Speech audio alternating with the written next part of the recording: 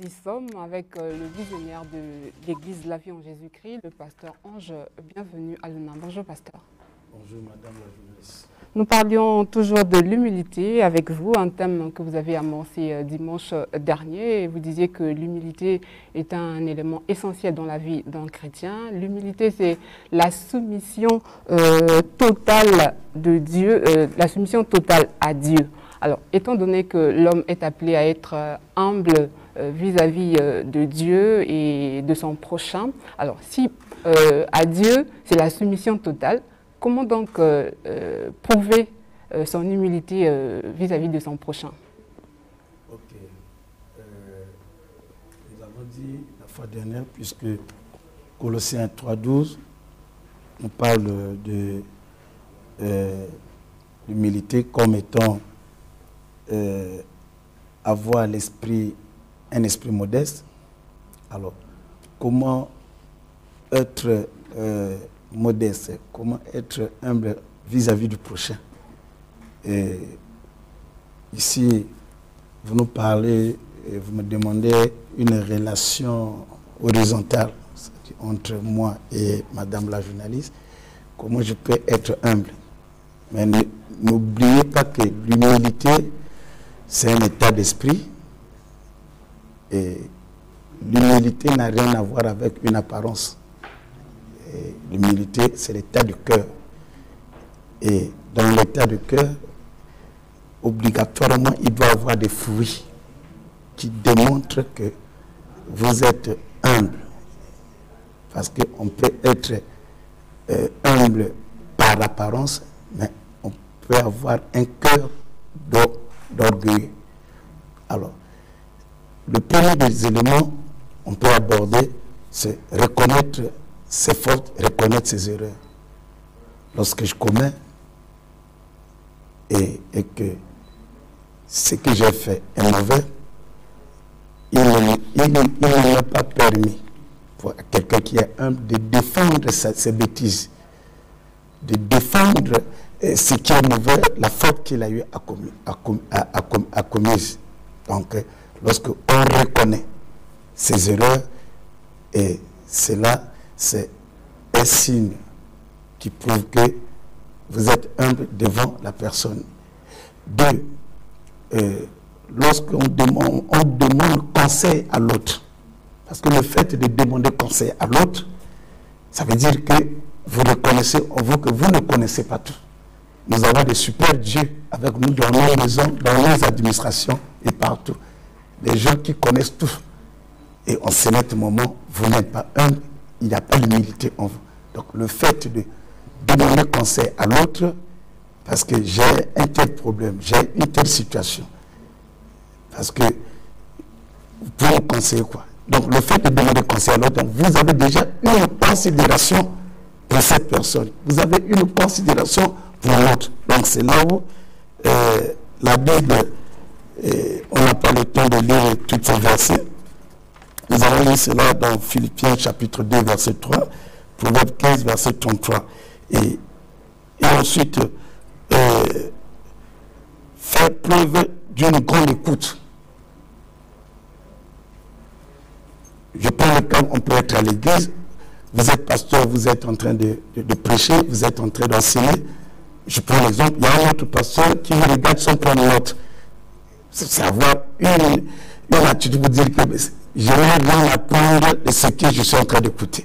Parfois, il n'est pas obligé d'écrire, il écoute et après il écoute. Même si vous avez une mémoire d'éléphant, madame, vous savez que la vie chrétienne, il y a ce qu'on appelle l'éthique chrétienne. Il y a ce qu'on appelle une conduite, une manière de se conduire dans la société, devant les hommes et devant les autres.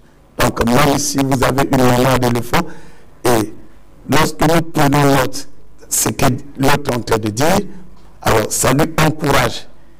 Et cet encouragement va permettre à ce qu'il puisse aller encore dans la profondeur. Parce qu'on ne s'adresse pas à Dieu, on s'adresse aux humains, on s'adresse à quelqu'un qui est en face de vous, et on a besoin d'un retour. Donc voilà un peu d'une manière... Connaître ses erreurs, demander conseil, l'esprit d'écoute. L'esprit d'écoute et avoir de la considération pour les autres. Alors, l'humilité, c'est une vertu. Est-ce qu'on est avec ou bien on peut la cultiver? Oui, Dieu, la Bible dit que Dieu fait grâce à qui il veut. On peut être né avec cette faveur. Et pour d'autres qui n'ont pas cette faveur, la Bible dit que celui qui demande à Dieu. Donc, on peut demander parce que c'est une... dans la marche chrétienne, et il faut le savoir que la marche chrétienne a beaucoup d'exigences. Et parmi ces exigences, c'est l'humilité.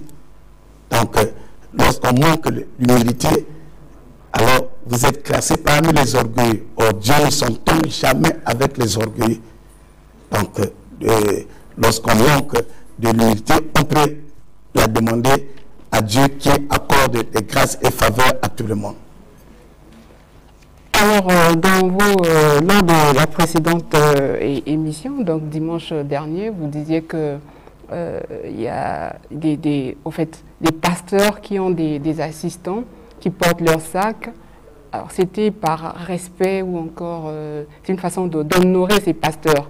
Mais il y a un constat dans certaines églises, cela ne se fait pas. Est-ce ces pasteurs-là qui n'acceptent pas d'avoir des assistants qui portent leur sac, est-ce qu'ils ne font pas preuve d'humilité? Bon, madame, vous savez que le monde que nous opérons, le monde que nous exerçons notre vie ministérielle, c'est un monde de combat. C'est un monde de combat.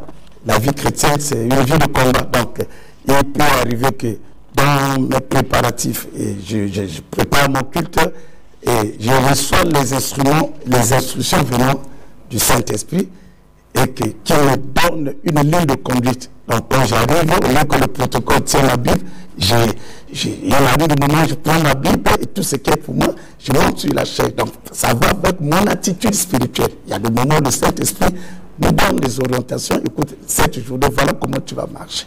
Donc, il y a des jours où le pasteur lui-même, il a son sac. Donc, si... Justement, c'est justement. Donc, si c'est une instruction, si vous avez ce sentiment, vous, qu'aujourd'hui, vu la réalité du culte, c'est parce que le Saint-Esprit, c'est lui qui sonde les profondeurs de Dieu. Donc, il me met à cœur qu'aujourd'hui, voilà comment je vais me tenir. Ok, donc que tu sois protocole, tu n'as pas le droit de tenir mon sac, et ainsi de suite, vu les préparatifs. Ça, c'est le pasteur Aluna qui se comporte de la sorte ou les autres pasteurs aussi? C'est la même chose. Je ne peux que vous parler de moi, sinon parler d'autres pasteurs. Sinon, j'essaie un peu d'avancer certaines raisons. Voilà, maintenant, il y a d'autres qui sont accros. Il faut toujours tenir quelque chose. Bon, ça va pas vous enlever quelque chose. Sinon, ce n'est pas un péché. Lorsque le protocole vient, le collaborateur tient votre sac, ce n'est pas un péché. Je vais quand même insister là-dessus. Les pasteurs sont appelés de briller par l'exemple, de prêcher par l'exemple. Normalement, on ne devrait pas peut-être assister à des scènes où vous partez dans une église, il y a des assistants, des pasteurs, des gardes, des porte-sacs. Normalement, ce qui devrait attirer même la personne qui n'est pas chrétien, c'est ce comportement d'un pasteur qui n'a pas de garde, qui n'a pas de porte-sac. N'est-ce pas, pasteur? Oui, bon, mais vous savez qu'on tire toujours à tous les boulots au pasteur. Cette même Bible, cette même parole nous dit que nous avons des ennemis visibles et invisibles. Donc, lorsque nous avons les anges qui nous accompagnent, on doit avoir aussi les hommes qui sont à nos côtés, puisque nous vivons pas mal de scènes. Écoutez, madame, c'est une question, laissez-moi répondre. Parce que, alors, on a vécu dans certaines nations, même ici, et quelqu'un qui vous appelle, bon, pasteur, je suis malade.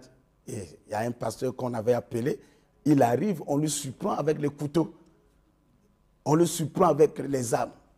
Deux, nous sommes beaucoup piégés. C'est une sœur en Christ qui vous appelle, papa, je suis malade. Vous arrivez et elle est dans un état aujourd'hui avec la loi Mouébara. Écoutez, madame, laissez-moi terminer. Allez-y. Ok. Alors, avec la loi Mouébara, c'est les femmes qui sont privilégiées. Donc, vous arrivez auprès d'une sœur, elle se dit qu'elle est malade, et vous arrivez sur le contraire, elle crie.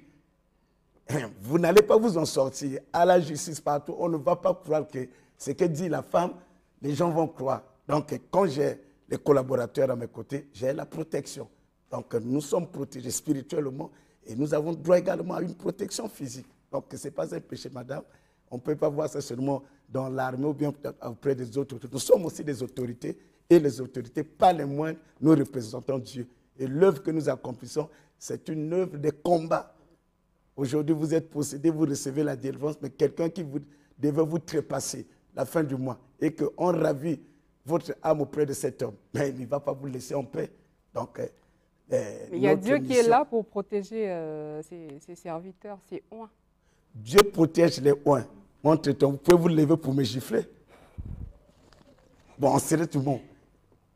Il y a des femmes qui sont, c'est pas comment. Donc, vous donnez l'autre jour, c'est ce que la Bible dit aussi. Quand la Bible dit, oui.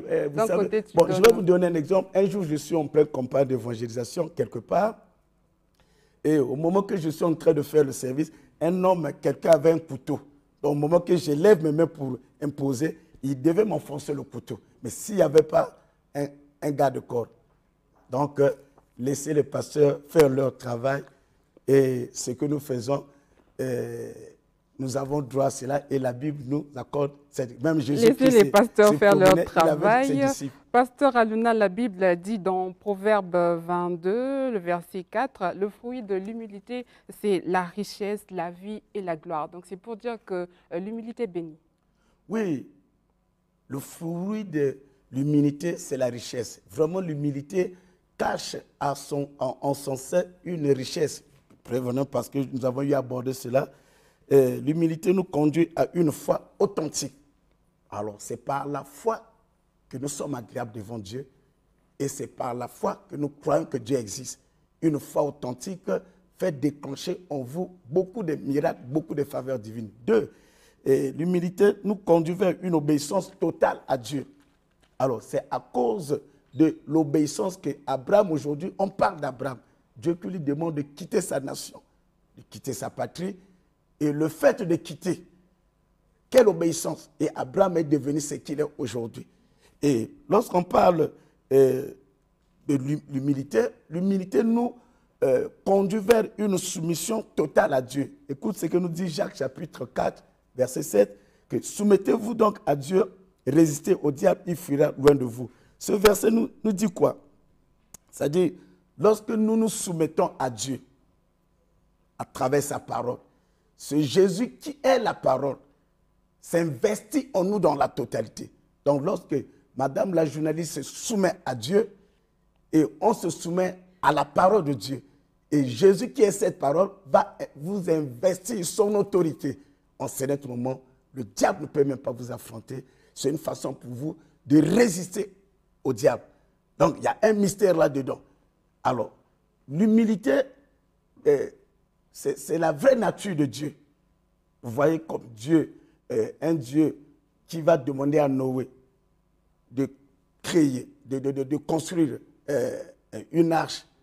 Mais Dieu était tellement patient. Il a laissé le temps à Noé de prêcher. Il a laissé le temps. Donc, Dieu était en train d'attendre. Noé a prêché, Noé a bâti l'arche. Dieu a eu le temps de faire entrer Noé dans l'arche. Dieu était la passion. Donc l'humilité, c'est vraiment la vraie nature de Dieu. Et 2, la Bible dit même que Noé, c'est seul Noé qui était intègre devant Dieu. Mais vous voyez, là, à cause de cette humilité, la simplicité, et ça fait dégager l'amour que Dieu avait. Au lieu que seul Noé qui était intègre puisse rentrer dans l'arche, Dieu a permis que sa famille, même jusqu'aux animaux. Donc, l'humilité, c'est toute une richesse. L'humilité, c'est la vraie nature cachée de Dieu. Donc, le bien-aimé qui est en face de moi, si vous êtes orgueilleux, vous allez à l'église, vous êtes encore un païen. Et j'aimerais dire à quelqu'un également, le bien-aimé, toi qui es peut-être directeur, toi qui es peut-être général, toi qui es peut-être ministre de ce monde, ne pense pas que la Bible est claire que toute élévation vient de Dieu. Ne fais pas de ton élévation pour marcher sur les têtes des autres. Ne fais pas de ton élévation pour régler les comptes aux autres. Parce que c'est pas de l'humilité, parce que tout ce qui est pour nous, les dons, les talents, c'est Dieu qui nous les donne. Même toi qui es belle, lorsque tu es marié, ne dis pas que c'est ta beauté, parce qu'il y a des belles femmes qui sont plus que vous et qui sont à la nôtre. Mais si aujourd'hui vous êtes dans le mari, ne dites pas que c'est ma beauté. Même toi qui travailles, parce que si tu es élevé, ne dites pas que c'est ton oncle, c'est du faux. Dieu est capable de vous réduire en quelques minutes et on ne puisse plus vous reconnaître. Donc l'humilité, c'est un élément capital, un élément de première nécessité pour un chrétien, pourquoi pas même un non-chrétien. Merci beaucoup, pasteur, pour tous ces enseignements. Nous sommes donc arrivés à la fin de cet entretien. Merci de rappeler l'adresse de l'Église ou encore vos contacts. Oui, avant de rappeler le contact, l'humilité qui est un esprit venant de Dieu. Et la Bible dit que sans moi, vous ne pouvez rien faire. On peut être humble lorsqu'on a l'esprit de Christ. On peut être humble lorsqu'on a le Saint-Esprit. Or, on ne peut pas avoir le Saint-Esprit sans avoir Jésus. Donc, j'aimerais en profiter pour le bien-aimé. Toi qui n'as jamais reçu Christ, alors fais cette petite prière avec moi. Dis, Seigneur Jésus, ce matin, je te reçois dans ma vie comme Seigneur et Sauveur personnel. À partir d'aujourd'hui, je prends la décision de me donner à toi dans la totalité au nom de Jésus-Christ. Amen. Bravo pour toi. Alors, il te faut maintenant aller rencontrer un pasteur ou bien aller dans une église dans votre quartier afin de se faire baptiser. Là, vraiment, l'humilité sera votre partage. Je suis au 00242 06 663 71 52. 00242 06 663 71 52. Soyez bénis. Que la grâce du Seigneur vous accompagne. Merci beaucoup, pasteur Ange. Bienvenue à Luna. Merci également à vous, chers téléspectateurs. Juste après, vous suivrez l'interview à domicile avec le prophète Stanislas Nzinga de la communauté des vrais adorateurs.